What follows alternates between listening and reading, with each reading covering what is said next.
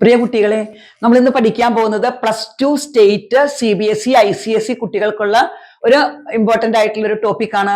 അതായത് പാർട്ട്ണർഷിപ്പില് admission, retirement, death ഈ 3 കേസിലും നമുക്ക് വളരെയധികം പ്രാധാന്യം കൊടുത്തു വരുന്ന ഒരു ഐറ്റമാണ് വർക്ക്മെൻ കോമ്പൻസേഷൻ. അത് കുട്ടികൾക്ക് എപ്പോഴും കൺഫ്യൂഷൻ വരും. കാരണം നമുക്ക് ബാലൻസ് ഷീറ്റിലും വർക്ക്മെൻ കോമ്പൻസേഷൻ നമുക്ക് തരും, അതുപോലെ തന്നെ അഡ്ജസ്റ്റ്മെന്റിലും നമുക്ക് അതിന്റെ ഡീറ്റെയിൽ തരും. അപ്പൊ നമ്മൾ ചെയ്യേണ്ടത് ബാലൻസ് ഷീറ്റിൽ തന്നിരിക്കുന്ന ബാലൻസ് ഷീറ്റിന്റെ ലയബിലിറ്റി സൈഡിലാണ് വർക്ക്മെൻ കോമ്പൻസേഷൻ റിസർവ് നമുക്ക് തരുന്നത്. ഈ വർക്ക്മെൻ കോമ്പൻസേഷൻ റിസർവ് എന്ന് പറഞ്ഞാൽ ആ ഫേമില് തൊഴിലാളികൾക്ക് എന്തെങ്കിലും അപകടമൊക്കെ വന്നു കഴിഞ്ഞാൽ അപ്പൊ തന്നെ അത് മീറ്റ് ചെയ്യാൻ വേണ്ടിയിട്ട് അവര് പ്രോഫിറ്റിൽ നിന്ന് മാറ്റുന്ന എമൗണ്ട് ആണ്. അപ്പൊ ആ റിസർവ് നമുക്ക് ബാലൻസ് ഷീറ്റിന്റെ ലയബിലിറ്റി സൈഡിൽ തന്നിട്ടുണ്ടാകും. കൂടാതെ അഡ്ജസ്റ്റ്മെന്റിൽ നമുക്ക് പല പല കണ്ടീഷൻസും നമുക്ക് ക്വസ്റ്റ്യൻ തരും. അപ്പൊ നമ്മൾ എന്ത് ചെയ്യണം? ആ അഡ്ജസ്റ്റ്മെന്റ്, ഓരോ അഡ്ജസ്റ്റ്മെന്റിനും അനുസരിച്ച് നമ്മൾ ജേണൽ എൻട്രി കൊടുക്കേണ്ടി വരും. അപ്പൊ ആ ജേണൽ എൻട്രിയാണ് നമ്മൾ ഇന്ന് ഇവിടെ പറയാൻ പോകുന്നത്. അപ്പോ ശ്രദ്ധിക്കുക. അതായത് നമുക്ക് ക്വസ്റ്റ്യൻ ആയിട്ട് ഒരു ബാലൻസ് ഷീറ്റ് നമുക്ക് ഉണ്ടായിരിക്കും. അതിനുശേഷം നമുക്ക് അതിന്റെ താഴെ അഡ്ജസ്റ്റ്മെന്റിലാണ് ഈ ഐറ്റം നമുക്ക് തരുന്നത്. അപ്പൊ ബാലൻസ് ഷീറ്റിൽ അപ്പൊ ഞാൻ എക്സാമ്പിൾ പറഞ്ഞേക്കുന്നത് ABC എന്നൊരു പാർട്ട്ണർ ഒരു ഫേമാണ്. അവർ ഓൾഡ് പാർട്ട്നേഴ്സ് ആണ്, എയും ബിയും സിയും. അപ്പൊ അവര് പുതിയ ഒരാളെ ചേർക്കുന്നതിന് മുൻപ് എപ്പോഴും ബാലൻസ് ഷീറ്റിൽ ഉള്ള വർക്ക്മെൻ കോമ്പൻസേഷൻ റിസർവ് അവര് ഓൾഡ് പാർട്ട്നേഴ്സ് ഓൾഡ് ഷെയറിൽ അവര് വീതിച്ചെടുക്കും. അപ്പൊ അതെങ്ങനെയാ നോക്കാം.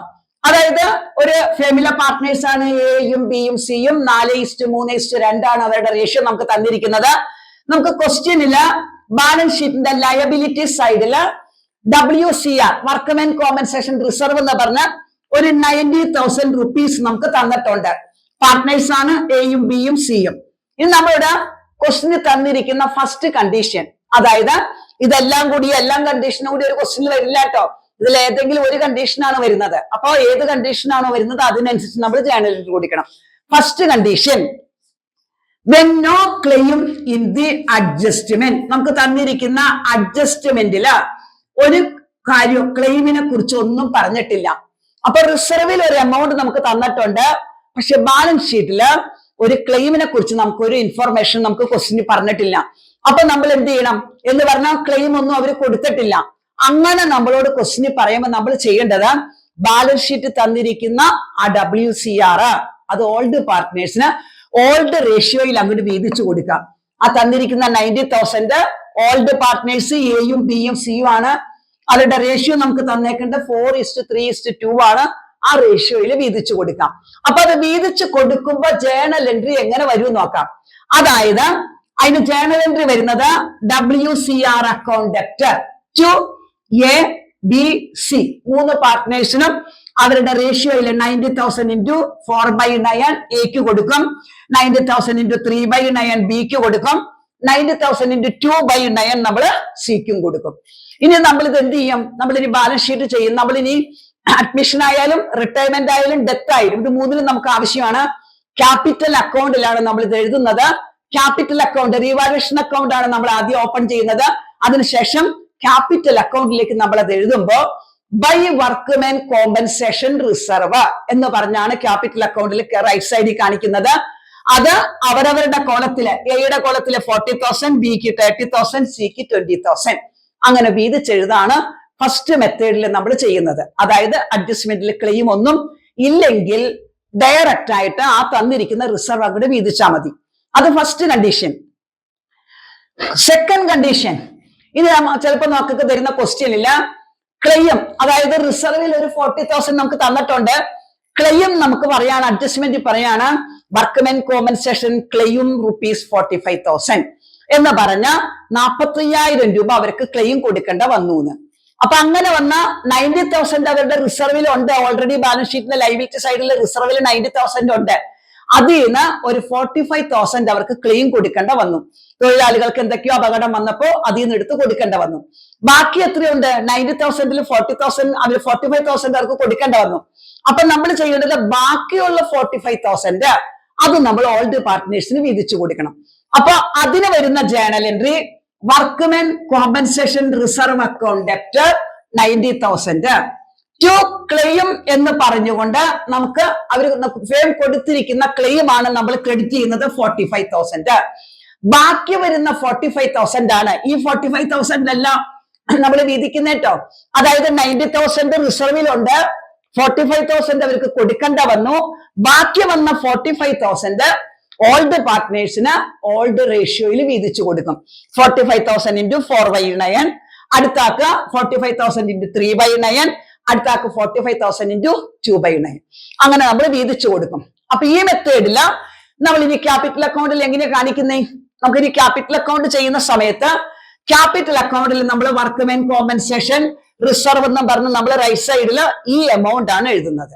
അതായത് ഇവിടെ നമുക്ക് തന്നേക്കുന്ന എമൗണ്ട് 2 എന്ന് പറഞ്ഞുകൊണ്ട് നമുക്ക് ഇവിടെ ക്യാപിറ്റൽ അക്കൗണ്ടിൽ തന്നേക്കുന്നത് നമ്മൾ അപ്പുറത്തേക്ക് ക്യാപിറ്റൽ അക്കൗണ്ടിന്റെ റൈറ്റ് സൈഡിൽ നമ്മൾ എഴുതാം ബൈ WCR. എക്ക് എമൗണ്ട് എഴുതാം 20,000, ബിയുടെ കുളത്തിൽ എഴുതാം 15,000, സിയുടെ കുളത്തിൽ എഴുതാം 10,000. അതാണ് സെക്കൻഡ് മെത്തേഡ്. തേർഡ് മെത്തേഡ് മക്കൾ നോക്കി, വെൻ ക്ലെയിം ഈസ് ₹99,000. അതായത് റിസർവിൽ ഉള്ളി 90,000 ഉള്ളൂ.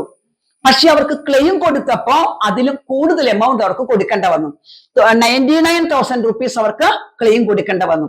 അപ്പൊ ഉള്ളതിനേക്കാളും കൂടുതൽ അവർക്ക് കൊടുക്കേണ്ടവരാണ്. ആ കേസിൽ ഓർത്ത് വെക്കാം, WCR അക്കൗണ്ട് ഡെപ്റ്റർ 90,000. പുതിയൊരാൾ വരും അവിടെ, ആരാ? Revaluation account. Revaluation account debtor difference, അതായത് 90,000 ഉള്ളൂ, 99,000 അവർക്ക് കൊടുക്കേണ്ട വന്നു. അപ്പൊ അവിടെ നമ്മൾ 9,000 rupees നമ്മൾ റീവാലുവേഷൻ അക്കൗണ്ടിൽ ഡെബിറ്റ് ചെയ്യും. ആ കൂടുതൽ കൊടുത്ത എമൗണ്ട് നമ്മൾ റീവാലുവേഷൻ അക്കൗണ്ട് ഡെപ്റ്റർ എന്ന് പറഞ്ഞ് കാണിക്കും.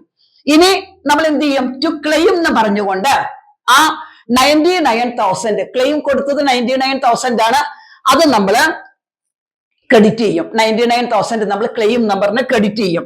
അപ്പൊ നമുക്ക് ഓർത്ത് വെക്കേ, ഇതിന് നമുക്ക് പാർട്ട്നേഴ്സിന്റെ ക്യാപിറ്റൽ അക്കൗണ്ടിലേക്ക് വീതിക്കാനായിട്ട് ഫസ്റ്റ് എൻട്രി എന്ന് വരുന്നില്ല. അതായത് തേർഡ് മെത്തേഡില് ഫസ്റ്റ് എൻട്രി ആണ് ഈ കാണിച്ചേക്കണേ. ഇവിടെ നമുക്ക് ഈ ക്യാപിറ്റൽ അക്കൗണ്ടിലേക്ക് വീതിക്കാനായിട്ട് എമൗണ്ട് കിട്ടുന്നില്ല, കാരണം ക്യാപിറ്റൽ അക്കൗണ്ട് ആരുടെയും വന്നിട്ടില്ല. ഇനി മക്കൾ ചെയ്യേണ്ടത് ഈ 9,000 rupees റീവാലുവേഷൻ അക്കൗണ്ടിലേക്ക് ഡെബിറ്റ് ചെയ്ത 9,000 പാർട്ട്നേഴ്സിനെ ഡെബിറ്റ് ചെയ്യുക, റീവാലുവേഷൻ അക്കൗണ്ട് ക്രെഡിറ്റ് ചെയ്യാം. അപ്പൊ തേർഡ് മെത്തേഡില് 2 ജേണൽ എൻട്രി വരുന്നുള്ളത് ഓർത്ത് വെക്കുക. ഈ 9,000 rupees നമ്മൾ റീവാലുവേഷന് ക്രെഡിറ്റ് ചെയ്ത് കാണിക്കുന്നുണ്ടോ? ഫസ്റ്റ് എൻട്രിയിൽ നമ്മൾ റീവാലുവേഷൻ 9,000 ഡെബിറ്റ് ചെയ്തപ്പോ ആ റീവാലുവേഷനിലെ 9,000 നമ്മൾ ക്രെഡിറ്റ് ചെയ്ത് ക്യാൻസൽ ആക്കാണ്. എന്നിട്ട് ആ 9,000 ആർക്കാ വീതിക്കുന്നേ? എക്കും ബിക്കും സിക്കും ആണ് വരുന്നത്. അപ്പൊ ഈ മെത്തേഡില് നമ്മൾ ക്യാപിറ്റൽ അക്കൗണ്ട് എഴുതുമ്പോ ടു റീവാലുവേഷൻ എന്ന് പറഞ്ഞ് ക്യാപിറ്റൽ അക്കൗണ്ടിന്റെ ഡെബിറ്റ് സൈഡിലാണ് പാർട്ട്നേഴ്സിന് വീതിച്ചു കൊടുക്കുന്നത്. അപ്പോ ഓർത്ത് വെക്കേണ്ടത്, ക്ലെയിം കൂടുതലാണെങ്കിൽ, കൊടുത്തിരിക്കുന്ന പണം കൂടുതലാണ് കൊടുത്തിരിക്കുന്നതെങ്കിൽ കൂടുതൽ കൊടുത്തിരിക്കുന്ന എമൗണ്ട് പാർട്ട്നേഴ്സിന് നമ്മൾ ക്യാപിറ്റൽ അക്കൗണ്ടില് പാർട്ട്നേഴ്സിന്റെ ഡെബിറ്റ് സൈഡിലാണ് കാണിക്കുന്നത്. ടു റീവാലുവേഷൻ എന്ന് പറഞ്ഞ് ഓൾഡ് റേഷ്യോയിൽ അവർക്ക് വീതിച്ചു കൊടുക്കും. അതാണ് തേർഡ് മെത്തേഡ്. ഫോർത്ത് മെത്തേഡിൽ പറഞ്ഞിരിക്കുന്നത് വെൻ ക്ലെയിം ഈസ് ₹90,000. ക്ലെയിമിന്റെ എമൗണ്ട് നമുക്ക് തന്നേക്കുന്നത് 90,000 ആണ്. റിസർവിൽ 90,000 ഉണ്ട്, ക്ലെയിമും 90,000 ആണ് പറഞ്ഞിരിക്കുന്നത്. അപ്പൊ രണ്ടും ഒരേ എമൗണ്ട് അല്ലേ വന്നിരിക്കുന്നേ? അപ്പൊ അവിടെ ഡിസ്ട്രിബ്യൂട്ട് ചെയ്യാനായിട്ട് ഒന്നുമില്ല. അപ്പൊ നമുക്ക് ജേണൽ എൻട്രി ആണ് മക്കളോട് ചോദിക്കുന്നെങ്കിൽ മക്കൾ എൻട്രി എഴുതേണ്ട വരും. എന്ത് എഴുതേണ്ട വരും?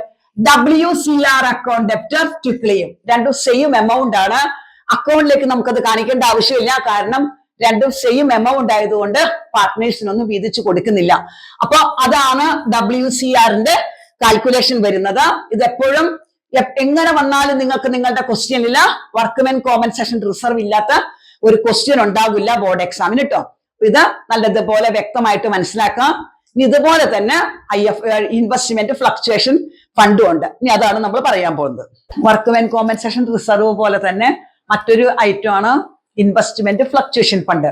ഇതിലും നമുക്ക് ബാലൻസ് ഷീറ്റിൽ നമുക്ക് ഇൻവെസ്റ്റ്മെന്റ് തരും, അഡ്ജസ്റ്റ്മെന്റിൽ നമുക്ക് ഐറ്റം തരും. അപ്പൊ അതെങ്ങനെയാന്ന് നോക്കാം. അപ്പൊ നമുക്ക് എയും ബിയും സിയും ഒരു ഫേമിലെ പാർട്ട്നേഴ്സ് 4:3:2 അവരുടെ റേഷ്യോ. നമുക്ക് തന്നിരിക്കുന്ന ക്വസ്റ്റ്യനിലെ ബാലൻസ് ഷീറ്റില് ആ ഇൻവെസ്റ്റ്മെന്റ് മാത്രം ഞാൻ എടുത്ത് കാണിച്ചിട്ടുള്ളൂ.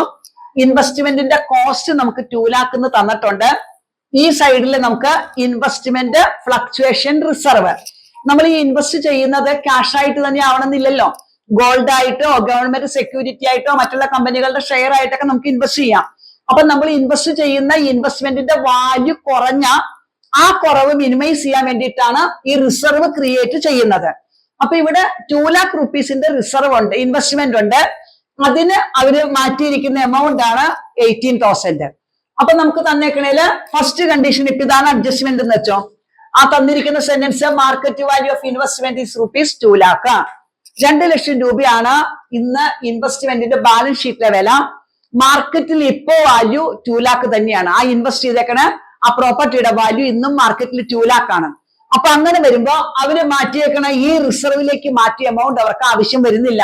കാരണം ഈക്വൽ ആയിട്ടാണ് ഇൻവെസ്റ്റ്മെന്റിന്റെ വാല്യൂ നിൽക്കുന്നത്. അപ്പോ ഈ മാറ്റിയിരിക്കുന്ന 18,000 ഉടനെ ഓൾഡ് പാർട്ട്നേഴ്സിന് ഡിസ്ട്രിബ്യൂട്ട് ചെയ്ത് കൊടുക്കും. അപ്പൊ നമ്മൾ എഴുതുന്ന എൻട്രി ആണ് investment fluctuation reserve account debtor ഈ 18,000 ടു എ ബി സി എന്ന് പറഞ്ഞ് 3 പേർക്കും അവരുടെ റേഷ്യോയിൽ നമ്മൾ വീതിച്ചു കൊടുക്കും. 18,000 into 4/9 അങ്ങനെ 3 പേർക്കും നമ്മളത് വീതിച്ച് കൊടുക്കാണ് നമ്മൾ ആദ്യം ചെയ്യുന്നത്. ഇനി നമുക്ക് തന്നിരിക്കുന്ന sentence market value of investment ₹1,91,000 ആണ് തന്നേക്കുന്നത്. അതായത് നമ്മൾ ഇൻവെസ്റ്റ് ചെയ്തിരിക്കുന്നതിന്റെ കോസ്റ്റ് 2 lakh ഉണ്ട്. പക്ഷെ ഇപ്പോ മാർക്കറ്റിൽ ആ ഇൻവെസ്റ്റ്മെന്റിന് വാല്യൂ കുറഞ്ഞുപോയി. ഇപ്പൊ 1,91,000 മാർക്കറ്റിൽ വാല്യൂ ഉള്ളൂ എന്നാണ് നമുക്ക് തന്നേക്കുന്നത്.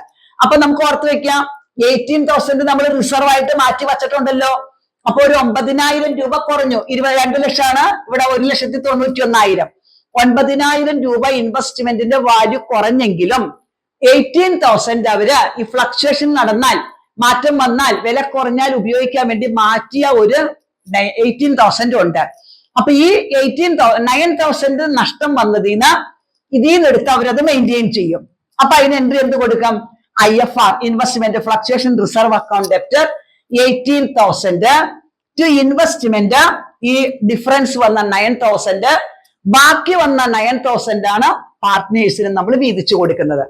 അപ്പൊ ഓർത്ത് വെക്കേണ്ടത് ആ തന്നിരിക്കുന്ന വാല്യൂ കുറയാണെന്നുണ്ടെങ്കിൽ, അഡ്ജസ്റ്റ്മെന്റിലെ വാല്യൂ കുറവാണെന്നുണ്ടെങ്കിൽ ആ കുറഞ്ഞ എമൗണ്ട് 9,000 ആണ്. അതിന് 18,000 റിസർവിലുണ്ട്. ആ റിസർവിൽ നിന്ന് ആ 9,000 അവരെടുക്കും. കുറവ് വന്ന എമൗണ്ട് റിസർവിൽ നിന്ന് എടുക്കും. ബാക്കി വന്ന 9,000 ആണ് ഈ വീതിച്ചു കൊടുത്തിരിക്കുന്നത് കേട്ടോ. ഇതിന്റെ ഡിഫറൻസ് അല്ല വീതിച്ചിരിക്കുന്നത് ഓർത്ത് വെക്കാം. ബാക്കി വന്നിരിക്കുന്ന 9,000 ആണ് അവരാ വീതിച്ചേക്കണത്, പാർട്ട്നേഴ്സിന് വീതിച്ചു കൊടുക്കുന്നത്. ഇത് third method market value of investment is ₹2,18,000 എന്ന് പറഞ്ഞാൽ മാർക്കറ്റിൽ ഇപ്പൊ വാല്യൂ കൂടിയേക്കാണ്. അപ്പൊ നമ്മള് WCR പറഞ്ഞ അതേപോലെ തന്നെ, അതായത് റീവാലുവേഷൻ അക്കൗണ്ടിലേക്ക് നമുക്ക് ആ എമൗണ്ട് എടുക്കേണ്ട വരും. മാർക്കറ്റിലെ വാല്യൂ 2,18,000 ആണ്. 2 lakh കോസ്റ്റ് ഉള്ളൂ. ഇൻവെസ്റ്റ്മെന്റ് ഫ്ലക്ച്വേഷൻ റിസർവില് 18,000 rupees ഉണ്ട്. അപ്പൊ അവർക്ക് എത്ര കൂടുതൽ വന്നു? അവര് മാറ്റിയേക്കണ 18,000 വന്നു. ഇവിടെ 18,000 ഇൻക്രീസും ചെയ്തിട്ടുണ്ട്. അപ്പൊ ടോട്ടലി 36,000 രൂപ ഇൻക്രീസ് ചെയ്തിട്ടുണ്ട്. അപ്പൊ നമുക്ക് 3 എൻട്രി ആയിട്ട് നമ്മൾ WCR പറഞ്ഞ പോലെ മക്കൾക്ക് കൺഫ്യൂഷൻ വരുന്നുണ്ടെങ്കിൽ ഒറ്റ എൻട്രി ആയിട്ട് വേണമെങ്കിൽ എഴുതാം. അതായത് ഈ 36,000 പാർട്ട്നേഴ്സിന് വീതിച്ചു കൊടുക്കുന്ന എൻട്രി ആയിട്ട് എഴുതിയാലും മതി. അതും കുഴപ്പമില്ല. WCR നമ്മൾ 3 എൻട്രി ആയിട്ട് എഴുതി. പക്ഷെ ഇവിടെ 3 എൻട്രി ആയിട്ട് എഴുതണമെന്നില്ല. നിങ്ങൾക്ക് ഇനി കൺഫ്യൂഷൻ വരാണെങ്കിൽ ഈ 18,000 അതായത് ഇവിടെ മാർക്കറ്റിൽ കൂടിയ 18,000 ഓൾറെഡി അവര് മാറ്റിയിരിക്കുന്ന 18,000 അങ്ങനെ 36,000 ഓൾഡ് പാർട്ട്നേഴ്സിന് ക്രെഡിറ്റ് ചെയ്യാം. അങ്ങനെ നമുക്ക് എഴുതിയാലും അത് എൻട്രി കറക്റ്റ് ആണ്. അടുത്തത് മാർക്കറ്റിലെ വാല്യൂ കുറഞ്ഞേക്കാണ്. 1,73,000 ആയിട്ട് മാർക്കറ്റില് ഇപ്പൊ മാർക്കറ്റിൽ ഈ 2 ലക്ഷം രൂപയുടെ ഇൻവെസ്റ്റ്മെന്റിന് 1,73,000 രൂപയെ വാല്യൂ ഉള്ളൂ. അപ്പൊ ആ 2 ലക്ഷം രൂപയുടെ അസറ്റിന്റെ വാല്യൂ 1,73,000 ആയിട്ട് കുറഞ്ഞു എന്ന് പറയുമ്പോ എത്ര രൂപയുടെ കുറവ് വന്നു നോക്കി? 27,000 രൂപയുടെ കുറവ് വന്നു. ഇവര് മാറ്റിയിരിക്കുന്ന എമൗണ്ട് എത്രയുള്ളൂ? 18,000 അവര് മാറ്റിയിരിക്കുന്ന റിസർവ് ഉള്ളൂ. അപ്പൊ ബാക്കി പോരാത്ത എമൗണ്ട് അവർ എന്ത് ചെയ്യേണ്ട വരും? കൊണ്ടുവരേണ്ടതായിട്ട് കാണിക്കേണ്ട വരും. അപ്പൊ WCRൽ നമ്മൾ ചെയ്ത പോലെ തന്നെ അവിടെ നമുക്ക് ആ എൻട്രി കൊടുക്കേണ്ട വരും. അപ്പൊ WCRും IFRും നമുക്ക് എപ്പോഴും വരുന്നതാണ്. അപ്പൊ അത് തെറ്റാതെ ശരിയാക്കി ചെയ്യണം. പിന്നെ നിങ്ങൾക്ക് എന്റെ വീഡിയോ നിങ്ങൾക്ക് ഉപകാരപ്രദമായി തോന്നുന്നുവെങ്കിൽ നിങ്ങൾ അത് ലൈക്ക് ചെയ്യുക, ചാനൽ സബ്സ്ക്രൈബ് ചെയ്യുക, നിങ്ങളുടെ ഫ്രണ്ട്സിന് അത് ഷെയർ ചെയ്യുക. കൂടുതൽ പേരിലേക്ക് അത് എത്തിക്കാനായിട്ട് നിങ്ങൾ ഹെൽപ്പ് ചെയ്യുക. ഈ അടുത്ത ഇതേപോലെ കുറെ ഇമ്പോർട്ടന്റ് ആയിട്ടുള്ള കുറെ ടിപ്പുമായിട്ടാണ് ഞാൻ അടുത്ത ക്ലാസ്സിൽ വരുന്നത്. അപ്പൊ ഓക്കെ.